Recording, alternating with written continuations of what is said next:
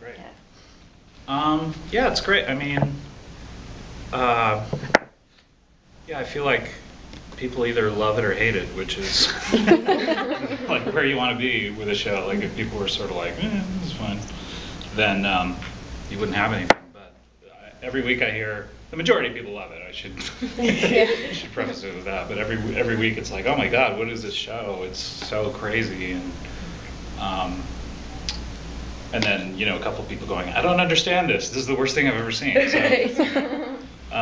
So yeah, I think it's been great. I mean, people really seem to love it. Every week I get more and more people discovering it, I guess, you know, so that's been fun. I think people don't know what it is quite yet. I think it still is like, I think now is about where people kind of go, oh, I understand, this is a fake show. Yeah. But yeah, it's been great. I mean, yeah, I just want more people to watch it. You know, it's one of those things where you really, when you have a show on IFC, you really find out who has IFC, Yeah. which is not a lot of people. So yeah, I just want more people to watch it. So. Do you think for the people that are like, what is this? Do you think that has to do with the fact that not a lot of people are familiar with improv in general, or? I think it's I mean, I don't say that, you know, I'm doing anything incredibly inventive or anything. I'm just having dumb conversations with fake people, but They go off on tangents and all over. yeah. But I think it is kind of one of these things where people don't know what they're watching, you know, and that's happened to me so many times. I mean, it happened to me the first time I saw Reggie Watts on stage. I was like, I can't process this as comedy. I don't know what it is, you know. And then the second time I was like, oh, now I understand what he's doing, you know. So I think it just takes a little while for people to understand that it looks like a talk show, but it's really an improv / scripted comedy show that they're watching. How much of the show is scripted versus improv? It's probably 50-50. I mean, anytime I'm in the studio and I'm talking to either Reggie or a guest, that's improv. Unless it's an intro of a bit, like sometimes those are written. And then anytime we go away and we do, you know, I walk out of it would be really hard to improv, I think, films that we did. Yeah. That would be unique. Yeah, that would be something to shoot for. The Reggie Watts in utero was all improv. Yeah, that's all. We just sort of like, what can we do with this?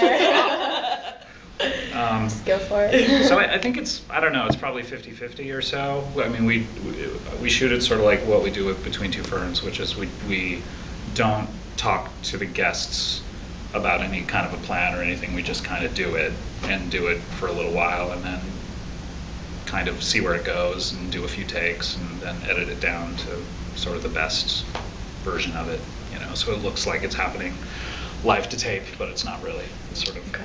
So you do some takes and then you edit from there. Yeah. So what's the wackiest tangent the guest has gone off on? I think the one that comes out is today Thursday. The one that comes out tomorrow with Paul Rudd. We got off on a weird mime tangent based on something Reggie said. And so we both got up and started doing strange miming things. And that one actually stayed in. So that's that. Sometimes they get too weird. We just have to cut them out. But like anytime that Reggie and I are talking, we don't plan anything out and we just go, okay, what do we do? And then we just start. And then sometimes, I know the first one we taped was the Michael Cera one. That was our first day on set. And that was, the very first thing we did was me and Reggie talking to each other. And it was kind of like, very slow for the first 5 minutes, and we were like, what is it? What are we doing? We hadn't seen each other in a while, and then like after 5 minutes it was like we found something. And that's always really great when, you know, I'm talking to Reggie and we're just sort of feeling each other out, and then we hit on some really interesting game that kind of takes us through. I thought he did one the other day, I think it was last week, with the snacking. He was eating. I was like, "Why are you eating during the show?" He's like, "No, I'm snacking." I thought that was so funny. I'm like, "There's not really a difference. Like, it's a smaller quantity of food." It was like so funny to me. So we just ran with that for a while. Well, now that you have the TV show and you already have the podcast and the live show, are you worried about spreading yourself too thin?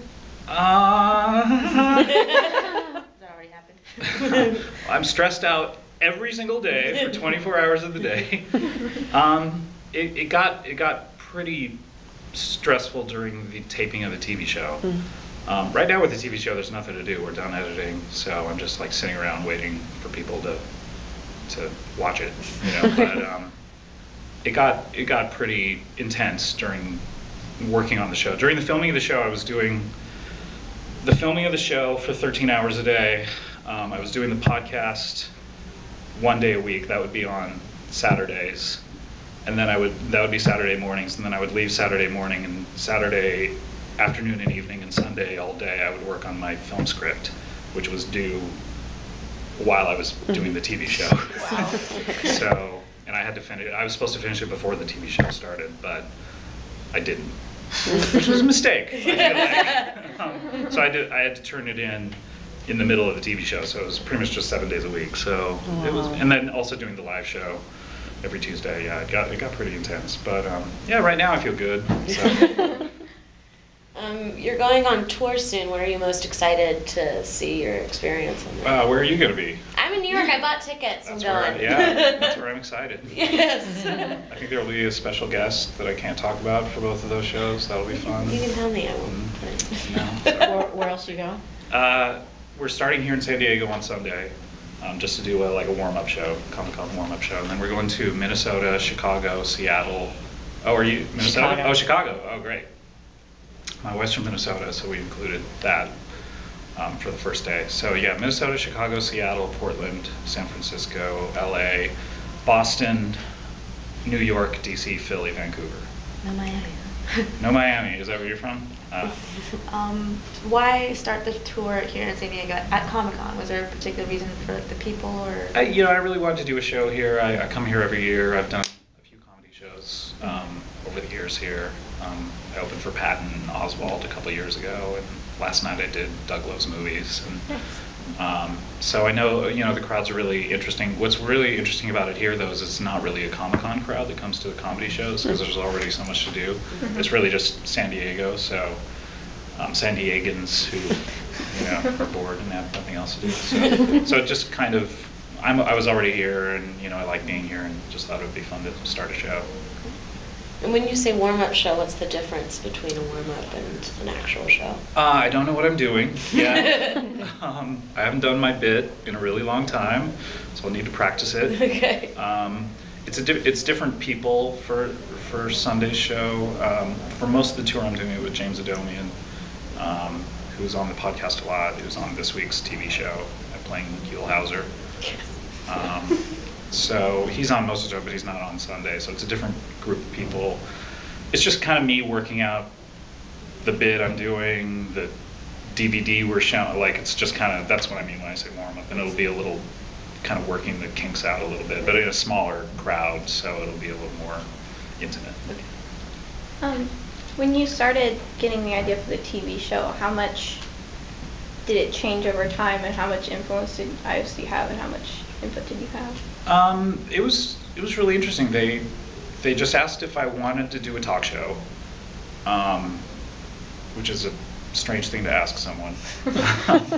But I said yes. But yeah, I didn't know what they wanted when they asked me about it. I thought that they wanted more of, the reason they asked me to do a talk show is because I did these interstitials for the channel, like 2 minutes of me talking to Michael Cera or Danny McBride about things that they would put in between commercials of shows. Yeah. So they liked what I was doing with those, so I expected it was going to be a little more like that, where I just talked to Danny McBride for a half hour, But IFC, to their credit, the development person I was working with, Dan Pasternak, just said, no, I really want you to do the comedy show you've always wanted to do, because he's known me for a while. So it was just really great. That opened my eyes up to, oh wow, I don't have to just have real conversations with people. And especially when I thought they wanted me to do one every single week for 35 weeks or 40 weeks or, So, and I thought it would be a little more ephemeral than what it turned out to be. They only had money for me to do 10 shows. And so I really decided to do those 10 the best that I could do them, not repeat any bits, not repeat any guests, have every single thing that we did in it totally unique. And when I started thinking about it that way, I started just kind of, it kind of came to life for me of, oh wow, this doesn't have to be just me talking to a celebrity about whatever project they have or something like that. It really is just going to be a comedy show. So that's when I started getting really excited about it and started working harder. Will there be a season 2? And what kind of feedback have you already gotten from like your podcast fans? Will there be a season 2? You'd have to ask someone. That's above my pay grade, I think. I would like to do a season 2, I think. As far as what the fans of my podcast have to say, the interesting thing to me is I thought the fans of the podcast would just automatically like it. What's been interesting to me is that fans of the podcast have a really concrete view of what the name Comedy Bang Bang means, and so when they saw the adaptation of it, they're like anyone looking at any adaptation of something into a, it's like Twilight fans looking at the movie and going, wait, why doesn't, and I'm speaking out of a position of ignorance, but why doesn't his fangs, why are they glow in the dark green? Is that but I mean, there's differences in every single thing. So I think fans of the podcast were the hardest to please in a weird way, because they were the most critical of, well, why is it different? And that's what I think that's maybe what I didn't expect going in, is I didn't expect for fans to be so thrown by the differences. But now I think every single week they write to me and go, hey, you're hitting your stride, which I take to mean, because we film them all out of order. Okay. Like we didn't film them in the order that we're showing them. The very last one that we shot is the first one, the Zach one. So it's like, I'm not really hitting my stride. I think people are finally figuring what the show is out a little bit, if that makes sense. Okay, thanks. On that note, how is the tour format kind of different from the TV show format? It's kind of a cross between the live show I do every week and the podcast and the TV show a little bit. The format is basically going to be, the first half of it is going to be myself and whoever's on the bill. Kurt Brandauer from Bunk is going to open for most of the dates, the host of Bunk. And so that's going to be us and whoever is on that particular tour stop doing sort of more pre-planned bits that we've done in our live acts over the years. And then halfway through the show, we're also going to show some clips from the TV show. And then halfway through the show, we're going to not stop, but we'll transition. That'd be weird if we just stopped. Okay, we're going to stop. All right, we're going to start back up again. But we're going to transition into doing a live in front of an audience version of the podcast, where the guests that are there will then play characters, and we'll do more of what we do on the TV show and the podcast, where it's me interviewing these characters and finding out about their weird lives. Since it's a live show, are there going to be like opportunities for audience participation, or? Oh boy. I'm trying to work out a thing where I mentioned James Adomian is going to be on every stop except the very last one. He does so many different characters that people like. I'm trying to work out a thing where we have a spinning wheel on stage of his characters, and every single night we have an audience member spin it, and that's just what James will do that night. Are you nervous that you're going to get repeat James characters? Yeah, we talked about that a little bit, of like, if we hit the third time in a row of him doing the same thing, we'll spin it again. I mean, I saw Elvis Costello do a very similar thing with it, where he would sing songs based on a wheel, and he was the worst about it. He would just stop it wherever he wanted to do a song. He'd go, nah, I'm not going to do that, and just spin it again. Go again. Yeah, so, but I think that'll be fun. And then there's always some weird bit of, I think the thing that I'm doing has a lot of audience interaction. I don't want to spoil it for people, but Okay.